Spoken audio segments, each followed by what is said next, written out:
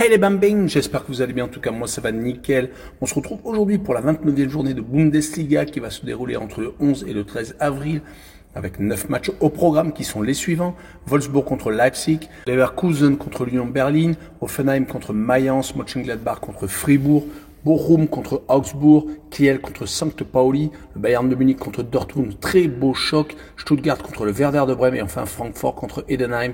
Voilà, n'hésitez pas à venir nous rejoindre sur le site VIP, les réseaux sociaux, tout est à l'écran et en description. N'hésitez surtout pas à mettre vos pronostics, vos critiques positives ou négatives, votre petit pouce qui va bien et surtout abonnez-vous, on est 19 500, merci encore. On attaque avec le classement et le Bayern de Munich qui est en tête avec 68 points, 6 points d'avance sur le Bayer Leverkusen qui est donc second, troisième Francfort avec 48, quatrième Mayence avec 46 et cinquième Leipzig avec 45. En fin de classement, 16e Heidenheim avec 22, 17e Bochum premier relégable avec 20 points et 18e et dernier Kiel avec seulement 18 points et 8 points de retard sur le premier non relégable. Et on attaque avec Wolfsburg contre Leipzig, le 12e contre le 5e. Il n'y a que 7 points d'écart entre les deux équipes. Wolfsburg est malheureusement sur une mauvaise série, 3 défaites consécutives, même 4 matchs sans victoire. Ils ne sont pas dans leur meilleure période car sur les 10 dernières rencontres, toutes compétitions confondues, ils n'ont gagné qu'à 2 reprises, d'où leur glissement au classement où ils sont maintenant dans la deuxième partie de tableau, même s'ils ont 16 points d'avance sur le barragiste. Ils vont rencontrer Leipzig qui n'est pas beaucoup mieux au niveau des résultats, qui a réussi à certes gagner 2 fois sur les 5 derniers matchs, mais s'est incliné quand même 2 fois à l'extérieur, a été éliminé de la Coupe d'Allemagne par Stuttgart et a perdu à Mönchengladbach. Heureusement, ils se sont ressaisis, surtout à la maison, battant Dortmund le 15 mars et dernièrement, ils ont battu Hoffenheim.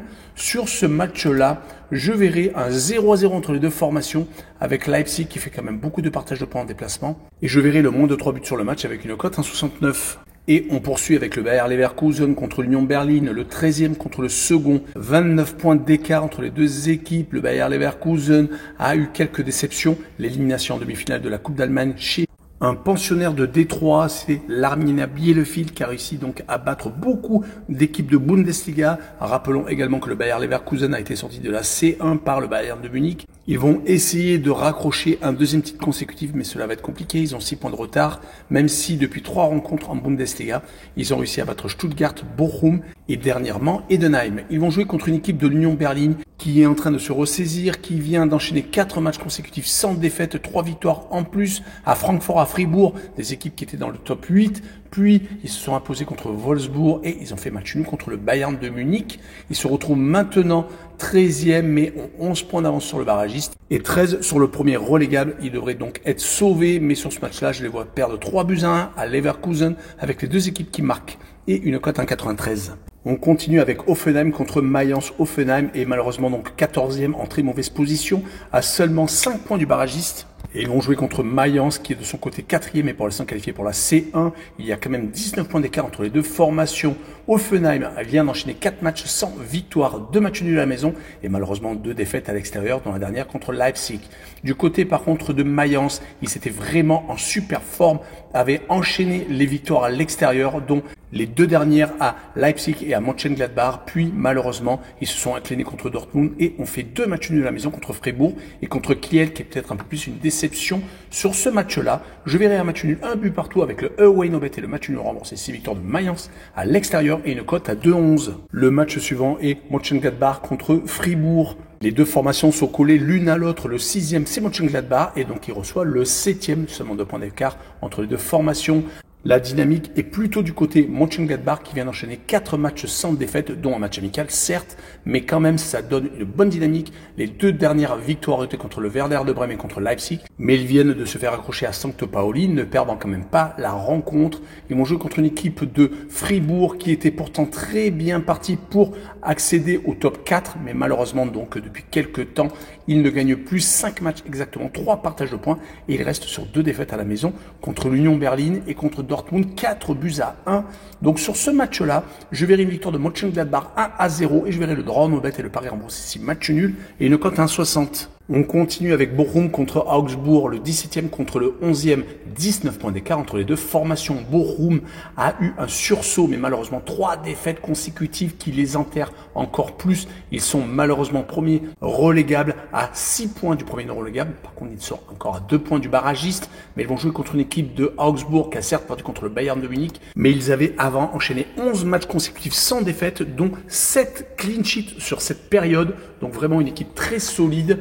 C'est pour cette raison que je les vois s'imposer 1-0 à Bochum avec le draw no bet et le pari remboursé si match nul et une cote à 1,60. Passons à Kiel contre St. Pauli, le dernier contre le 15e. 8 points d'écart entre les deux formations. Kiel est en difficulté à 4 points du barragiste.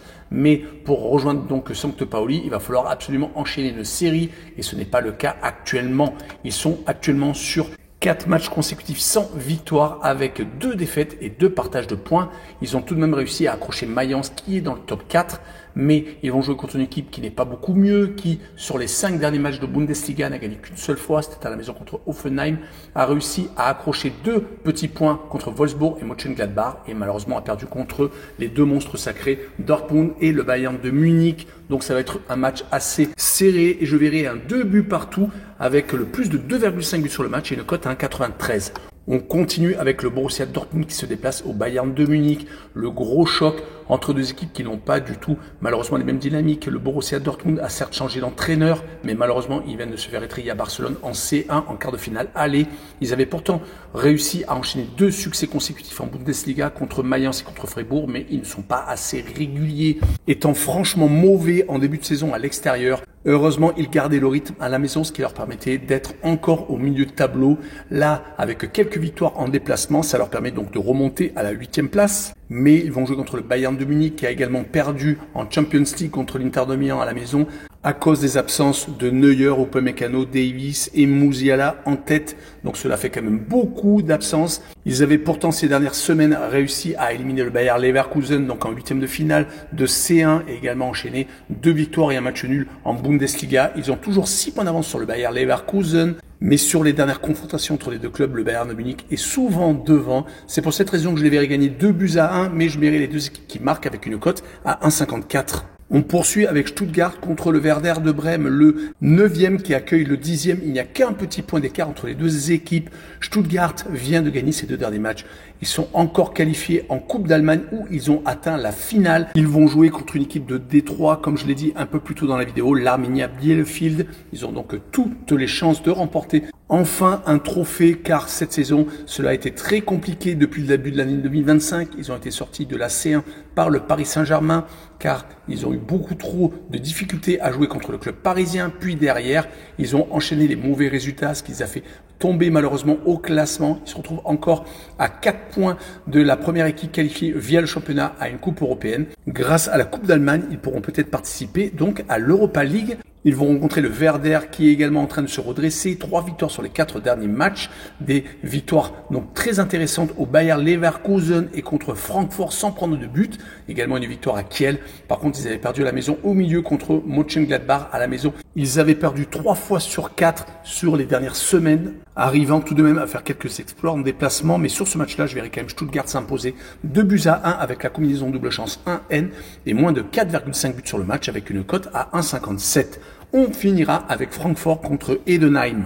L'Eintracht est 3e contre le 16e et barragiste Heidenheim avec 26 points d'écart entre les deux équipes. L'Eintracht est peut-être en train d'avoir le trac justement car 3 défaites sur les 5 derniers matchs et seulement 2 victoires. Attention de ne pas perdre donc cette place sur le podium. Ils vont jouer en plus contre une équipe qui est aussi irrégulière mais qui a réussi à s'imposer par exemple contre Wolfsburg à l'extérieur et contre Kiel qui était vraiment très en difficulté à un moment donné, qui est encore barragiste mais qui est peut-être en train de se réveiller même s'ils viennent de perdre le week-end dernier contre le Bayer Leverkusen. Là où je me dis qu'ils sont en train de se réveiller, c'est qu'à l'extérieur, c'est quand même 4 matchs consécutifs sans défaite. Francfort est peut-être un peu moins constant quand il reçoit, mais sur ce match-là, je verrai une victoire courte de l'Eintracht 1-0 avec le moins de 3 buts sur le match et une cote à 72. Voilà, on en a fini avec cette vidéo. N'hésitez pas à venir nous rejoindre. Tchou les bambing!